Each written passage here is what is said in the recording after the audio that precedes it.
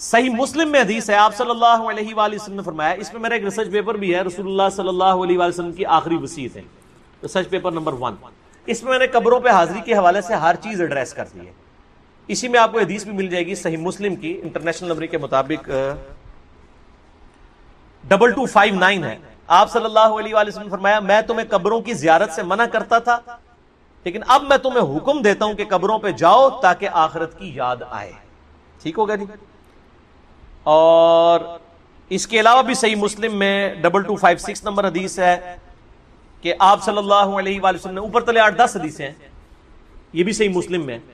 اما عائشہ کہتی ہیں ایک رات آپ میرے ساتھ لیٹے ہوئے تھے، رات کا کچھ حصہ گزر گیا تو آپ صلی اللہ علیہ وآلہ وسلم اپنے مبارک بسترے سے اٹھے، بقیع غرقد قبرستان چلے گئے، اور آپ نے 3 دفعہ یوں ہاتھ اٹھا کے وہاں دعا کی، اور پھر واپس آئے۔ کہتے ہیں میں پیچھے پیچھے گئی، لیکن میں بھی پہلے ہی واپس آ کے بسترے پہ لیٹ گئی تاکہ نبی علیہ السلام کو نہ پتہ چلے، سانس بھولا ہوا تھا۔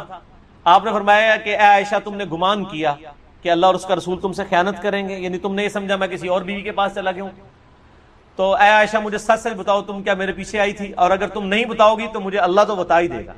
اے علم غیب بھی کلیئر ہو گیا، اللہ تو مجھے بتا ہی دے گا۔ تو انہوں نے کہا یا رسول اللہ میں گئی تھی۔ تو فرمایا کہ میں جب لیٹا تو جبرائیل علیہ السلام کو اللہ تعالیٰ نے میرے پاس بھیجا، اور انہوں نے کہا کہ اللہ تعالیٰ فرماتا ہے کہ آپ اہل بقیع کے لیے دعائیں مغفرت کریں۔ تو میں رات کو اٹھ کے قبرستان گیا اور 3 دفعہ ہاتھ اٹھا کے دعا کی۔ سیدہ عائشہ نے پوچھا یا رسول اللہ جب میں جاؤں یا ہم لوگ قبرستان جائیں تو ہم کیا دعا کریں؟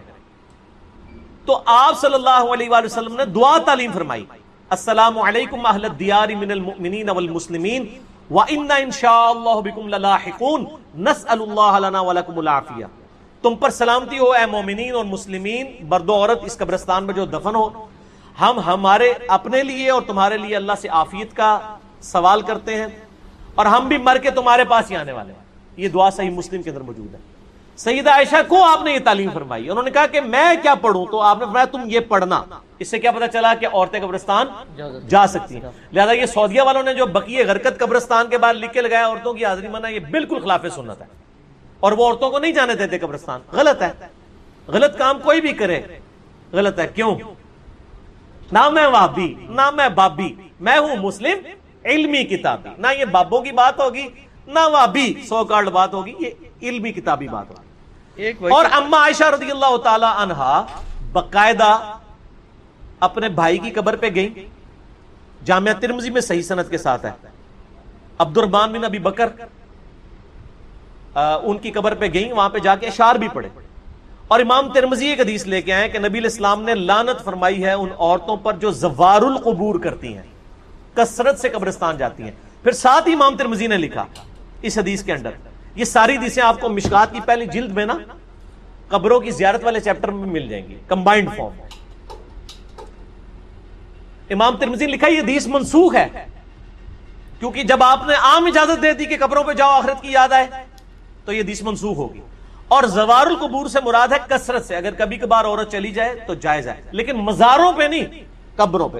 مزاروں پہ تو مرد بھی نہیں جا سکتے، کیونکہ مزار تو نبی علیہ السلام کی مخالفت میں بنائے گئے ہیں۔ صحیح مسلم میں حدیث ہے، تمہیں منع کرتا ہوں قبروں پر عمارتیں بنانے سے، قبروں کو پکا کرنے پہ، ان سے بیٹھنے سے۔ یہ صحیح مسلم کے اندر حدیث موجود ہے انٹرنیشنل نمبر کے مطابق 2245۔ باقی آپ میرا قبریں، مزارات، گنبد خضرا یہ لکھیں یوٹیوب پہ، میرے کلپ کئی ایک کلپ کھل جائیں گے، ماشاءاللہ لاکھوں لوگوں نے وہ کلپ دیکھے ہیں، گنبد خضرا والا کلپ، یہ ساری چیزیں۔ تو عورتیں قبرستان جا سکتی ہیں، اور قبرستان پہ آپ ہاتھ اٹھا کے دعا بھی کر سکتے ہیں۔ آپ قبر والے سے نہیں مانگ رہے، اللہ سے مانگ رہے ہیں، قبلہ رخ ہو کے ہاتھ اٹھائیں۔ نبی علیہ السلام نے مسلم شریف میں 10 حدیث ہیں، ہاتھ اٹھا کے دعا کی، اللہ سے کی، اس کے بعد چہرے پہ ہاتھ بھی پھیریں۔ المستدرک الحاکم میں صحیح سند کے ساتھ ہے، تمہارا رب حیا فرماتا ہے اس شخص سے جو ہاتھ اٹھا کے دعا کرے کہ اسے محروم لٹائے۔ یہ ابو داؤد میں بھی ہے، وہ روایت کمزور ہے، مستدرک کی روایت صحیح ہے کہ اور نماز کے بعد بھی آپ اپنی انڈیویجول دعا ہاتھ اٹھا کے کریں، یہ افضل ہے۔ اس کے بعد چہرے پہ ہاتھ پھیرنا بھی نہ صرف سنت ہے بلکہ اجماع امت ہے۔ یہ تو سعودیہ کے چند مولویوں نے یہ کام شروع کیے ہیں، اور وہ کہتے ہیں کہ جناب چہرے پہ ہاتھ پھیرنا ثابت نہیں ہے۔ ابو داؤد میں ضعیف روایت ہے کہ نبی علیہ السلام پھیرتے تھے، لیکن امام بخاری کی کتاب ہے الادب المفرد، اس میں انٹرنیشنل نمبر کے مطابق 609 نمبر اثر ہے کہ عبداللہ ابن زبیر اور عبداللہ بن عمر رضی اللہ تعالی عنہما، یہ دونوں دعا کے بعد اپنے چہرے پر ہاتھ پھیرا کرتے تھے، اور عملی تواتر ہے، پوری امت پھیرتی ہے. یہ تو حدیث سے بڑی دلیل ہے. جب ساری امت یہ کام کر رہی ہوگی تو حدیث سے تو دلیل کی ضرورت ہی نہیں ہے، کوئی اختلاف نہیں ہے. سعودی والوں نے خام خواہ ایک اختلاف کھڑا کر دیا. لیکن پاکستان میں جو اہل حدیث ہیں، انہوں نے جو نماز نبوی چھاپی ہے دارالاسلام والوں نے، انہوں نے یہی روایت لکھی 609 الادب المفرد کی، اور کہا ہے کہ بالکل یہ صحیح ہے، سنت ہے، چہرے پہ ہاتھ پھیر سکتے ہیں. بلکہ میں آپ کو شغل کی بات بتاؤں، سعودیہ سے کوئی چند سال پہلے کی بات ہے، ایک بھائی نے مجھے کہا ہمارے ایک شیخ ہیں یہاں پہ سعودیہ میں، مدینہ یونیورسٹی، ام القریٰ یونیورسٹی، مکہ میں بھی ہمارے سٹوڈنٹس ویڈیوز کے اعتبار سے جو ہیں وہ سنتے ہیں. تو انہوں نے کہا کہ مجھے وہ حدیث بھیجے، میں نے عربی ورڈنگ اس کی بھیجی. شیخ زبیر صاحب نے مشکات کی دوسری جلد میں دعا والے چیپٹر کے جو حدیث ہے نا ابو داؤد والی کہ نبی علیہ السلام چہرے پہ ہاتھ پھیرتے تھے، اس کے نیچے لکھا ضعیف ہے، لیکن ساتھ ہی فٹ نوٹ پہ لکھا صحیح سند ہے عبداللہ بن عمر اور عبداللہ بن زبیر سے کہ وہ چہرے پہ ہاتھ پھیرتے تھے، اور وہ روایت بالکل صحیح ہے اور بخاری کی صحت کے اوپر صحیح ہے. تو جب ان کو حدیث بتائی، انہوں نے کہا نہیں یہ تو ضعیف ہے، اس میں فلاں راوی ضعیف ہے. میں نے مکتبۃ الشاملہ میں اس راوی سے صحیح بخاری میں 12 روایتیں نکالی اسی سند کے اوپر، اور اس کو کہا کہ یہ اس کو پرنٹ نکال کے دے مولوی کو. اس کو کہا بخاری کی بھی 12 حدیثیں ضعیف ثابت کا ہے، اسی سند پہ الادب المفرد پہ ہے چہرے پہ ہاتھ پھیرنے والی. تو مولوی تو پتہ ہے تو ضدی ہوتا ہے، منیا نہیں لیکن ٹھپیا گیا، لال رومال والا خاموش ہو گیا. کہنا ہے کون اتھو کٹ کے بھیجتا ہے؟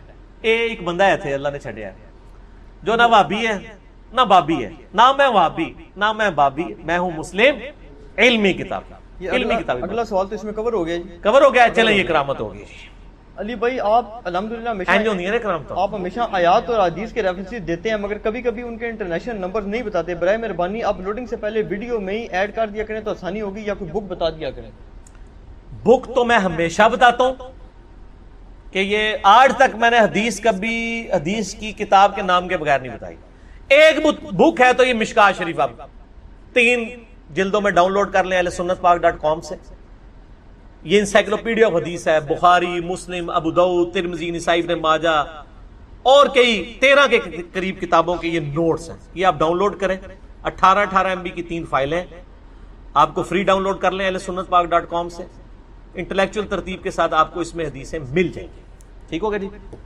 تو باقی انٹرنیشنل نمبر چونکہ اکثر میں نے پورے مسئلہ نمبر ریکارڈ کرائے ہیں، میرے ریسرچ پیپر ہیں ان میں نمبرنگ بتائی ہوئی ہے. یہ فی البدی گفتگو ہوتی ہے، اس میں جو نمبر یاد ہوتے ہیں وہ بتا دیتے ہیں، نمبر ضروری نہیں ہے. میں حدیث کے جو الفاظ بتاتا ہوں اسلام 360 میں وہ لکھا کریں، سرچ کے آپشن میں جائیں آپ کو مل جائے گا. جب میں مسلم شریف، بخاری شریف، ابو داؤد، ترمذی بتا دیتا ہوں تو اتنا تھوڑا ہے.